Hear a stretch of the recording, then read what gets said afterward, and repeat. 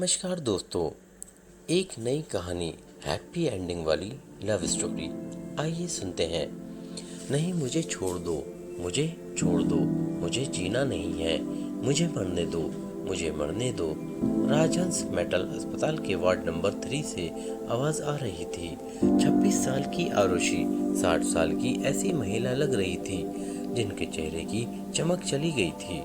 सांवला रंग, लंबे बाल, आरुषि मूर्ति सी लगती थी, पर आज वह पत्थर से सख्त लग रही थी। वह 1 महीने से वहां बढ़ती थी क्योंकि उसका मानसिक संतुलन बिगड़ गया था। उसका केस देख रही डॉक्टर नेहा पटेल ने उसके पिछले जीवन के बारे में जानना चाहा। उन्होंने सभी जानकारी उसके गांव मलकापुर यहाँ जाकर ली। वह एक बहुत बुद्धिमान और बहुमुखी व्यक्तित्व की लड़की थी। उसे 12वीं कक्षा में 99% अंक मिले थे। उसके पिता चाहते थे कि वह डॉक्टर बने, लेकिन उसका एक अलग विचार था। वह एक शिक्षिका बनना चाहती थी। उसका मानना था कि भारत का भविष्य भावी पीढ़ी पर निर्भर है।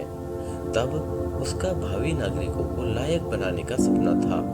उसके पिता ने भी उसका दाखिला D.Ed में करा दिया था। फर्स्ट ईयर चालू हुआ, 2 महीने में ही वह कॉलेज के मशहूर हो गई। सांवली होने के बावजूद वह गायन, चित्रकला और सभी कलाओं में पारंगत थी। इसके चलते उसने अपना एक अलग फैन फेव तैयार कर लिया था। उसमें गिरीश भी था। गिरीश बहुत सुंदर, गोरा, कदकाठी में लंबा, पैसे वाला घराने का बेटा था। वह इस क्षेत्र में कैसे आया, यह तो प्रश्न चिन्ह था ही। कॉलेज की सभी लड़कियां उस पर फिदा थी, लेकिन उसका ध्यान सिर्फ आरुषि पर था।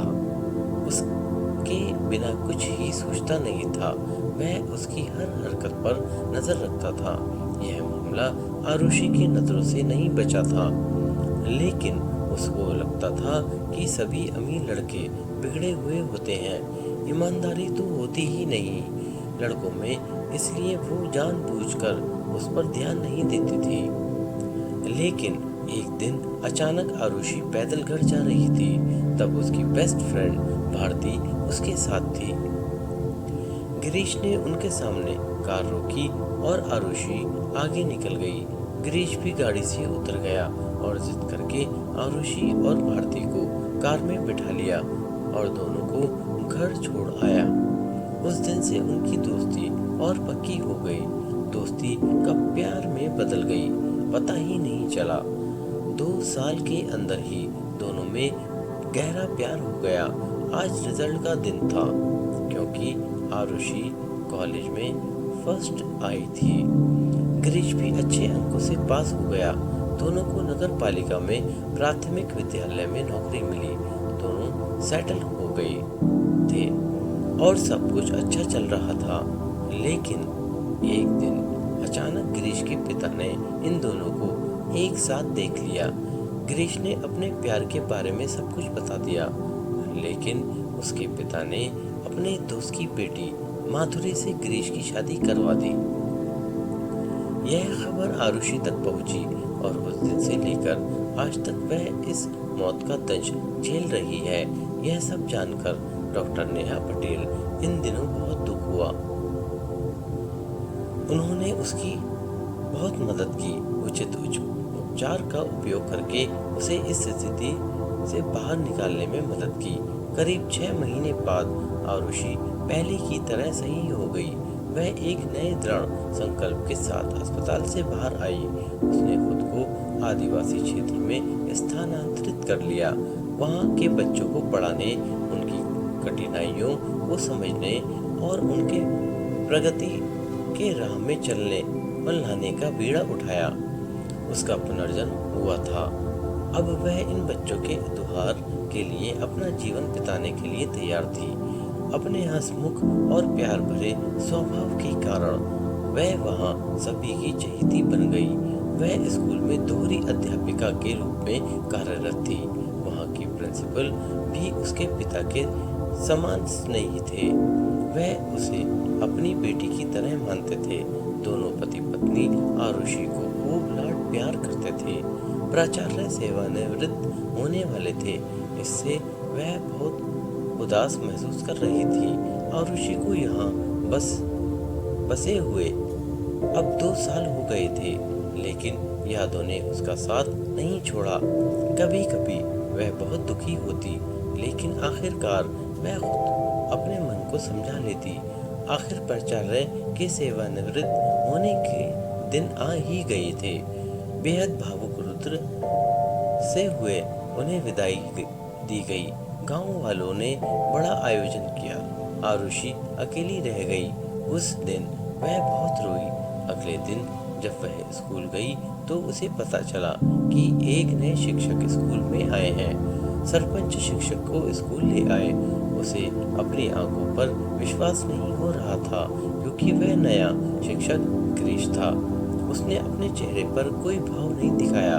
उसने स्वागत समारोह आयोजित किया। सरपंच और ग्रामीण गए समारोह में। अब तो आरुषि से नहीं रहा गया। उसने उससे पूछा, तुम यहाँ क्यों आए हो? तुमने मुझे फंसाया और अब तुम देखने आए हो कि मैं जिंदा हूँ या मर गई। यह कहते हुए उसकी आंखों से लगातार आंसू बह रहे थे। गिरीश की आंखों से भी आंसू बह रहे थे। गिरीश बोला, अरे सिर्फ मुझे एक बार अपना पक्ष रखने का मौका दो। और वह बोलने लगा, पिताजी ने मेरी कुछ नहीं सुनी और मेरी शादी करवा दी। मैंने उसे सब कुछ बता दिया था कि मैं सिर्फ आरुषि से प्यार करता हूँ। मैं तुम्हें अपने दिल में जगह नहीं दे सकता।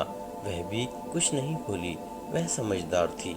2 महीने बाद बाजार जाते समय अचानक उसका एक्सीडेंट हो गया और वह इस दुनिया से चली गई। मैं क्या करूं? मुझे कुछ समझ में नहीं आ रहा था। उसके सारे काम पूरे करके मैंने तुम्हारा पता लगाया और स्थानांतरण आवेदन प्रस्तुत किया। बड़ी मेहनत से मुझे यह स्कूल मिला। तुमसे दूर होकर भी मुझे कभी खुशी नहीं हुई। मैं अपनी बाकी की जिंदगी तुम्हारे साथ बिताना चाहता हूँ। Arushi, will you marry me? Arushi ने जल्दी से गिरीश को गले लगा लिया। गिरीश ने कहा कि नियति को भी यही मंजूर था। दोस्तों, ये कहानी आपको कैसी लगी हमें कमेंट करके ज़रूर बताएं और हमारे चैनल को सब्सक्राइब करें और वीडियो को शेयर और लाइक करना ना भूलें। धन्यवाद। आपका दिन शुभ हो।